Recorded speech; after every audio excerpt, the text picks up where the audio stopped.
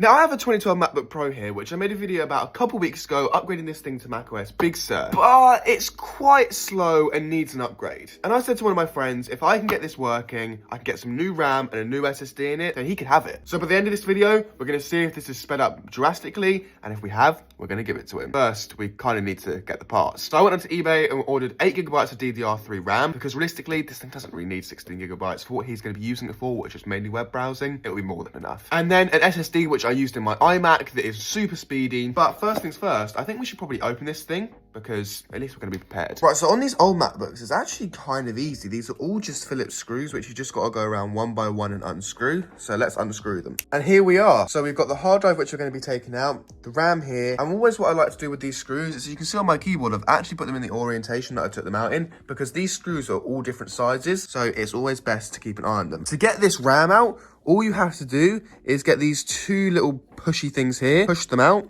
and then the RAM stick just comes out. And you can see this one here is a 2GB stick of RAM, which is ridiculous. Now, to get the bottom one out, it's always more of a struggle, but I always just try and push really hard on the side again. And as you can see, it lifts it up, and you can just try and slide it out gradually. Now, I do always just sort of get a screwdriver in these little bits where fingers go, which you shouldn't really do because it could risk damaging it. But this RAM's never going to be put back in this machine, so it doesn't matter too much. And then we've got our hard drive here, which you can see is just in here. Now, we are going to have to unscrew some bits just here and here to get this out, and just here and here. Then once that's out, the hard drive will be out. So let's do that. So I'm just going to grab our Phillips screwdriver, and I'm going to be doing this with one hand. So please forgive me if it's not the most steady thing in the world. I should just be able to lift this up. So that's one done. And then there we go. We can literally just take it out, pop this little bit here out, and then bosh, we've got our, I believe this is 256, does it say? No, it doesn't, but this hard drive was made in November 2013. We'll put that to the side, and then now we just wait for our new parts to come in. Right, so it's a good couple of hours later. It took ages for this parcel to arrive. Let's open it and put this SSD into this MacBook. It shouldn't be too difficult. This is literally one of the exact SSDs I use for my iMac, and it works absolutely fine, and it's only like 20 quid, which for an old MacBook is more than enough. Here we are. Never heard of this brand. So we're literally just going to put this where the hard drive went. God, it's a lot lighter than a hard drive.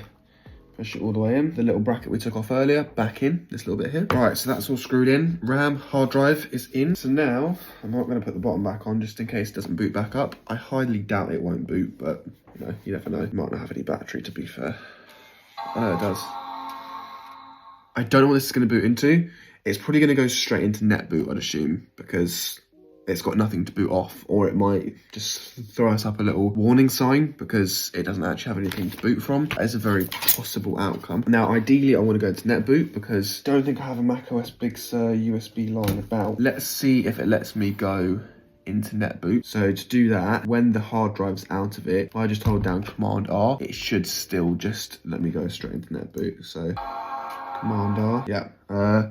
Starting internet recovery. There we go. So we're going into internet recovery. Right, so now I know that it boots up, I can pop the screws back onto the bottom. I don't want to shut the lid just in case. So the smaller screws always usually go in the middle, and because I lined it up on my keyboard earlier, that is correct. That's all of our screws in, and the laptop is now just still loading into NetBoot.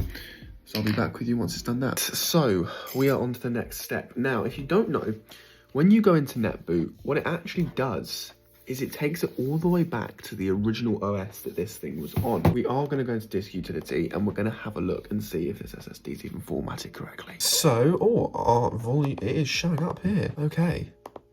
So, all we should need to do is just reinstall macOS. Continue. Continue. It wasn't partitioned correctly.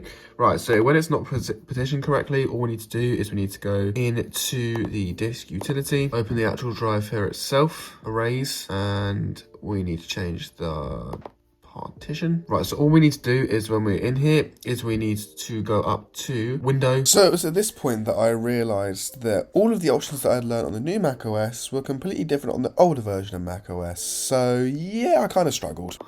Right, so after a really lengthy amount of time, I managed to finally figure out how to use disk utility on this older version of macOS, because it's actually completely different to the version on newer macOSs. So it just took me a minute to figure out how to do it. This is going to install, and it'll be all good to give to my friend. The next time you'll see me, I'll give you a little quick demo, and I'll also show you me give it to my friend. And goddamn, look how quick this is going, where it's an SSD and not a hard drive. So I'm just setting up this laptop now, and before, this thing was slow. It was painful to use. This thing is so snappy now.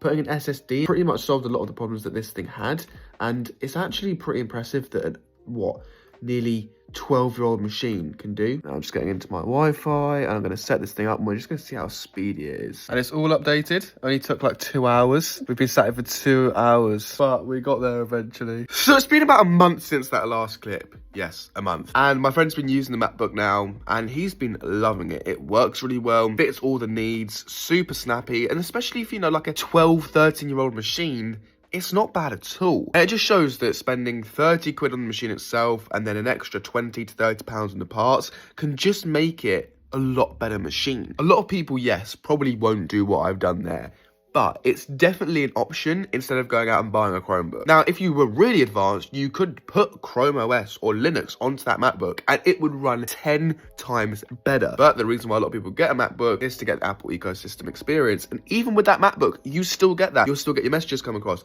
FaceTime, the clipboard. You still get all those nice little features. And I think that a lot of people would really appreciate that, especially for the money. And don't be wrong, yes, it's a heavy laptop with really outdated ports and the screen is a bit subpar. It's definitely a usable machine in 2026, and I honestly think for someone that is just doing general web browsing, it makes so much sense. Now, let me know in the comments if you would ever go out and buy one of these machines for yourself, or if you'd rather wait and save the money and get like an M1 MacBook Air. Because yes, this is on the really cheap scale. We spent £30 on the machine, £30 on parts. But if you saved up and spent about £200 to £250, you can now get an M1 MacBook Air. Yes, it might not be the best condition, but you're actually getting 10, 20 times the experience than on one of these machines being stuck on Intel. And I think for a lot of people that makes sense. You also are going to be getting guaranteed software updates for at least the next 2 to 3 years. You also get all the best Apple ecosystem experience, so screen mirroring, notification mirroring, all that sort of thing. And you're also getting a machine that's going to be good on battery life. Whereas this machine is okay on battery life, but it's definitely not going to last you a whole day, and I would worry about taking it somewhere with me. Now, as I said, that's not to say it's all bad. You could upgrade this machine and make it even better, but I just think for £200,